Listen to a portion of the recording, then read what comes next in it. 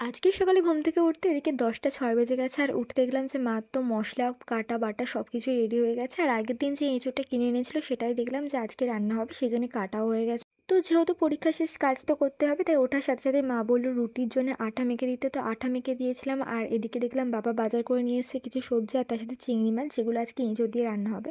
তো তারপর একটুখানি ঘুগনি দিয়ে ব্রেকফাস্ট করে নেওয়ার পরে চলে গেছিলাম দোকানে।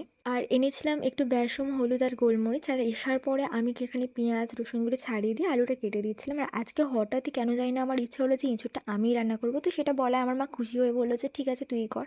তো এই জন্য এখানে সব কিছু আমি কেটে নিচ্ছিলাম। আর সব কিছু কাটা কমপ্লিট হয়ে যাওয়ার পরে চলে গেছিলাম স্নান করতে। আর স্নান করে আসার পরে আমি এখানে একটা মুসম্বি লেবু খেয়ে নিচ্ছিলাম। এদিকে প্রেশারে সিটি মেরে সিদ্ধ করা হয়ে গেছে এঁচোড়গুলোকে।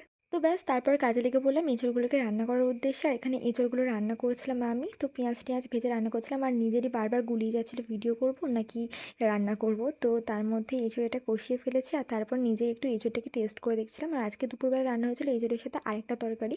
তো তোমরা জানিও ভিডিওটা কেমন লাগলো, আর এই ধরনের ভিডিও পেতে অবশ্যই আমার চ্যানেলটাকে সাবস্ক্রাইব করে নিও।